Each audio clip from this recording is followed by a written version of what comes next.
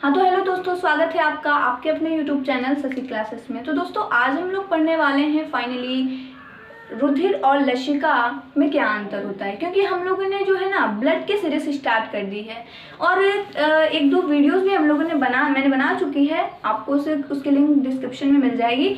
तो दोस्तों हम लोगों ने ना ब्लड को तो स्टार्ट कर दिया है, लेकिन एक चीज़ ये भी है कि रुधिर और लसिका में अंतर क्या है, इसे भी समझना बहुत ज़रूरी है। ठीक है, वैसे तो मैं इतनी छोटी सी स्लाइड बनाई हूँ, चाहूँ तो ऐसे बता सकती हूँ, आप देख के भी उतार सकते हो। तो कुछ लोग क्या करते हैं, जैसे कि मैं पहले भी ऐसा करती थी लेकिन अब नहीं करती हूँ, कि क्या होता है ना, चीज़ों को पढ़ लेती थी, एक बार रट लेते थे, हम कोई और बहुत सारे लोग ऐसा करते हैं कि क्या करते हैं ना, चीज़ों को देख लेते हैं, रट लेते हैं, उसके बाद जाके एग्जाम में उसे लिख देते हैं, लेकिन बाद में क्या होता है ना, वो चीज़ें भूल जाती हैं। मैं भी ऐसा पहले करती थी, रटती थी, एग्ज़ाम देती थी, उसके बाद आके कुछ महीनों के बाद चीज़ें भूल जाती थी। लेकिन फिर उसके बाद मैंने सोचा कि क्यों ना हम इसके अंतर को समझें, यानी कि जो भी हम पढ़ रहे हैं उसे अच्छी तरीके से समझें। ठीक है, आप ज़्यादातर देखेंगे तो यूट्यूब पे जितने भी वीडियोस अपलोड हैं, जैसे रुधिर और लसिका में अंतर की, तो ऐसे सब अंतर बता दिया हुआ है, लेकिन जो उसका कारण है वो नहीं उतना किसी ने बताया है। लेकिन दोस्तों इस वीडियो में मैं आपको अंतर के साथ साथ क्यों है ऐसा, इस चीज़ का भी मैं आपको जवाब दूंगी। बस आप वीडियो को स्किप मत करिएगा, क्योंकि अगर आप लोग वीडियो को स्किप कर देंगे तो शायद कुछ चीज़ें आप नहीं समझ पाएंगे। तो सबसे पहले बात आती है कि रुधिर और लसिका होता क्या है। ठीक है, देखिए सबसे पहले हम लोग रुधिर की एक पॉइंट समझते हैं। देखिए, रुधिर गहरे लाल रंग का तरल संयोजी ऊतक है। ठीक है, रुधिर यानी वही रक्त, हम जिसे आम बोलचाल की भाषा में खून कहते हैं। ठीक है, तो ये जो ब्लड है, ये जो रुधिर है, ये गहरे लाल रंग का, यानी इसका जो कलर होता है, रंग होता है, वो गहरा लाल रंग, गाढ़ा लाल रंग होता है। वो तो कोई कहना नहीं है, आप लोग खुद जानते होंगे। तो ये गहरे लाल रंग का तरल मतलब क्या, कि कोई एक ऐसा पदार्थ जिसे भूमि पे यानी जमीन पे गिराने से या फिर किसी समतल भूमि पे गिराने से वो फैल जाए, या फिर यूँ कह सकते हैं कि वो बहने लगे, तो उसे हम लोग तरल पदार्थ कहेंगे। ठीक है, आप देखें तो अगर ब्लड को आप किसी समतल भूमि या फिर जमीन पे गिराते हो तो ब्लड जो है बहने लगेगा। पानी है, पानी को भी गिराते हो तो पानी भी बहने लगता है। ठीक है, इसी तरह से तेल जिसे हम ऑयल कहते हैं, ये सब चीज़ें क्या है, तरल, ये सब बहने लगेंगे।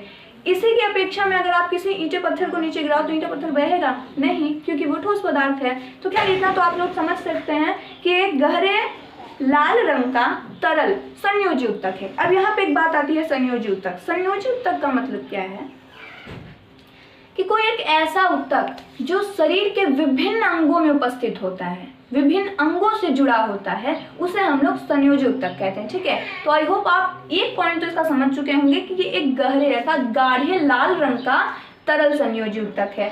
तो हम लोगों ने ये पॉइंट समझ लिया। अच्छा, ब्लड का ये पॉइंट तो समझ लिया। अब चलते हैं लसिका की तरफ। लसिका क्या है, देखिए, यह रंगहीन जिसमें रंग नहीं होता है उसे हम रंगहीन कहते हैं। ठीक है, तो यह रंगहीन तरल संयोजी ऊतक होता है। देखिए, अगर आप ध्यान से देखें ना तो ये दोनों आपस में सेम है, लेकिन बस एक चीज का अंतर हो गया है। वो क्या है, बस कलर का डिफरेंट आ गया है। जहाँ पे इसका कलर रेड होता है वहाँ पे लसिका का कोई अपना कलर नहीं होता है। ठीक है, आप देखो ध्यान से, तो यह गहरे लाल रंग का तरल संयोजी ऊतक है, यह रंगहीन तरल संयोजी ऊतक है, ये भी तरल संयोजी ऊतक है। ठीक है, लेकिन इसमें फिलहाल कोई कलर नहीं होता है। अच्छा, ये तो हम लोग समझ गए, लेकिन अब बात आती है कि इसमें कलर क्यों नहीं होता है, क्यों इसमें रेड कलर होता है, ये क्यों लाल रंग का होता है, इसी के अपेक्षाकृत ये किसी कलर का क्यों नहीं होता है। तो देखिए, दूसरे टॉपिक में मैंने लिखा है कि रुधिर में लाल रक्त कणिकाएं पाई जाती हैं। ठीक है, जिसमें हीमोग्लोबिन पाया जाता है। देखिए, मैंने आपको अपने ब्लड के पार्ट में बताया था कि ब्लड के अंदर आरबीसी, जिसे हम हिंदी में लाल रक्त कणिकाएं कहते हैं, ठीक है, और आरबीसी के अंदर हीमोग्लोबिन होता है। ठीक है, और हमने ये भी बताया था कि ब्लड का लाल रंग हीमोग्लोबिन की वजह से ही होता है। तो ब्लड में आरबीसी, डब्ल्यूबीसी, प्लेटलेट होता है, और जब आरबीसी होता है तो यानी हीमोग्लोबिन होता है, और जब हीमोग्लोबिन होता है तो यानी सिंपल है कि इसका कलर लाल होता है। क्योंकि हीमोग्लोबिन की वजह से ही रक्त का कलर लाल होता है। ठीक है, हमने समझ लिया कि इसका कलर क्यों लाल होता है। क्यों?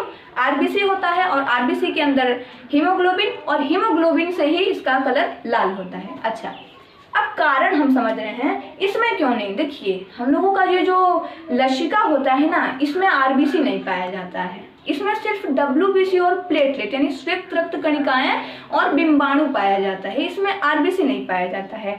जैसा कि हम लोगों ने पहले देखा, आरबीसी के अंदर हीमोग्लोबिन होता है और हीमोग्लोबिन की वजह से ही हम लोगों का जो ब्लड होता है वो रेड होता है। तो जब इसके पास हीमोग्लोबिन ही नहीं है, यानी कि जब इसके पास आरबीसी नहीं है, तो हीमोग्लोबिन कैसे होगा, और जब हीमोग्लोबिन नहीं होगा तो इसका रंग लाल कैसे होगा। तो आप लोग समझ गए कि इसका रंग लाल क्यों नहीं होता है, ये क्यों रंगहीन होता है, क्योंकि इसके अंदर आरबीसी या फिर लाल रक्त कणिकाएं नहीं पाई जाती हैं। ठीक है, तो आप देखो, रुधिर में लाल रक्त कणिकाएं पाई जाती हैं जिसे हम लोग आरबीसी कहते हैं, और आरबीसी के अंदर ही हीमोग्लोबिन पाया जाता है। ठीक है, और हीमोग्लोबिन की वजह से ही रुधिर का लाल रक्त होता है, रुधिर लाल रंग का होता है। ठीक है, उसके बाद दूसरा, लसिका में लाल रक्त कणिकाएं नहीं होती। मैंने अभी आपको जस्ट बताया है, आरबीसी नहीं होता है और इस कारण इसका रंग लाल नहीं होता है। तो आई होप कि आप लोगों ने 2 पॉइंट समझ चुका होगा अच्छी तरीके से।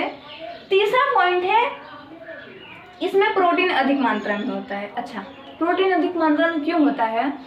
मैंने आपको बताया था, पाचन तंत्र में क्यों जब होता है ना, हम लोग जब भोजन करते हैं तो हमारे शरीर की प्रत्येक कोशिकाएं उस भोजन को अवशोषित कर लेती हैं, और अवशोषित करके जो उसमें आवश्यक पदार्थ, आवश्यक चीज़ें होती हैं उसे ब्लड में घोल देती हैं, जिसमें कि हमारा एक प्रोटीन भी होता है। ठीक है, तो जो पाचन के बाद जो अवशोषण हुआ होता है प्रोटीन का, वो प्रोटीन घुल जाता है ब्लड में। इस वजह से रक्त में प्रोटीन की मात्रा अधिक होती है, जहाँ पे कि इसमें प्रोटीन अपेक्षाकृत मतलब होता है इसकी तुलना में, यानी ब्लड की तुलना में लसिका में कम प्रोटीन होता है। ठीक है, आई होप ये आप लोग समझ चुके होंगे क्यों इसमें अधिक प्रोटीन होता है, क्यों इसमें कम, क्योंकि इसमें प्रोटीन मिला दिया जाता है और इसमें नहीं, तो इसलिए थोड़ा बहुत इसमें होता है, लेकिन इसमें ज़्यादा मिलाया जाता है इसलिए होता है।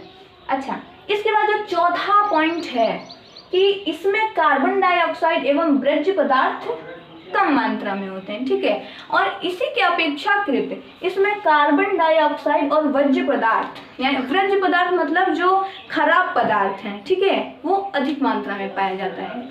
इसमें कार्बन डाइऑक्साइड कम मात्रा में, वर्ज्य पदार्थ अर्थात खराब पदार्थ कम मात्रा में, और इसी हिसाब से इसमें ज़्यादा मात्रा में पाया जाता है। ठीक है, अच्छा, अब पांचवा बात आता है कि इसमें ऑक्सीजन अधिक मात्रा में होता है, और इसमें आप देखिए, इसमें ऑक्सीजन कम मात्रा में पाया जाता है। ठीक है, हमने समझ लिया इसमें ऑक्सीजन अधिक मात्रा में है, इसमें ऑक्सीजन कम मात्रा में है। लेकिन अब बात आती है, ऐसा है क्यों इसमें अधिक ऑक्सीजन है, क्यों इसमें कम ऑक्सीजन है? तो हमने आपको अपने श्वसन तंत्र नामक चैप्टर में बता रखा है कि हम लोगों का जो हम लोग ऑक्सीजन लेते हैं ये जाके फेफड़े में आ जाता है। ठीक है, फेफड़े में हम लोगों का हीमोग्लोबिन होता है, और हीमोग्लोबिन ही क्या करता है, इन O2 CO2 का परिवहन करता है। ठीक है, ऑक्सीजन का परिवहन और कार्बन डाइऑक्साइड का परिवहन करता है, और हीमोग्लोबिन ब्लड में ही तो पाया जाता है ना। तो इसीलिए ऑक्सीजन अधिक मात्रा में क्यों होता है, क्योंकि ये यानी जो रुधिर है ये इसका परिवहन करता है, यानी ले आने ले जाने का काम, ऑक्सीजन को ले आने ले जाने का काम करता है। इस वजह से इसमें अधिक ऑक्सीजन होता है, जहाँ पे ये नहीं करता है इस वजह से इसमें ऑक्सीजन की मात्रा कम होती है। तो आई होप आप लोग समझे होंगे कि क्यों ऑक्सीजन की मात्रा ज़्यादा है, क्योंकि ये उसका परिवहन करता है, जहाँ कि ये उतना नहीं। उसके बाद यह रुधिर वाहिनियों में परिसंचरित होता है। अच्छा, अब ये रुधिर वाहिनी क्या है?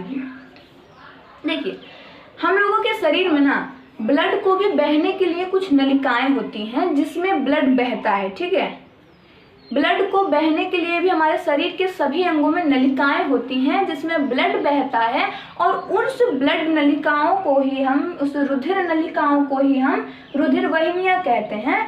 और यह रुधिर वाहिनियों में परिसंचरित मतलब बहता है। ठीक है, कौन बहता है? जो रुधिर है वो रुधिर वाहिनियों में बहता है। ठीक है, रुधिर वाहिनियां यानी हमारे शरीर में एक नली नुमा होता है, उसमें रुधिर बहता है। ठीक है, और उसी को हम लोग रुधिर वाहिनियां कहते हैं। अच्छा, उसके बाद ये बात आती है लसिका की। ठीक है, यह लशिका वाहिनियों में परिसंचरित होता है। जिस तरह से ये रुधिर वाहिनियों में परिसंचरित होता है उसी तरह से ये लशिका वाहिनियों में परिसंचरित होता है। ठीक है, इसके साथ साथ क्या इसमें बोला गया है, इसके अतिरिक्त यानी इसके साथ साथ उत्तक द्रव की तरह भी होता है। उत्तक में जो उत्तक द्रव होता है ना वो लशिका ही होता है। ठीक है, तो आई होप कि आप लोग ये इतना समझ चुके होंगे। मैंने इसका कारण भी बता दिया कि ये दोनों आपस में कैसे भिन्न हैं, क्यों भिन्न हैं, सब कुछ आप लोगों को बता दिया है। तो आज हम लोगों का लशिका और रुधिर, ये जो इतना बड़ा पहाड़ जैसा डाउट था वो आज हम लोगों ने क्लियर कर दिया है। तो आई होप कि आपको ये वीडियो पसंद आई होगी, और अगर वीडियो पसंद आई होगी तो वीडियो को लाइक कर दीजिएगा। चैनल पर नए हो तो चैनल को सब्सक्राइब कर दीजिएगा। अगर आप हमें फेसबुक पर देख रहे हो तो हमारे इस लिंक को शेयर करना मत भूलिए। Thank you so much.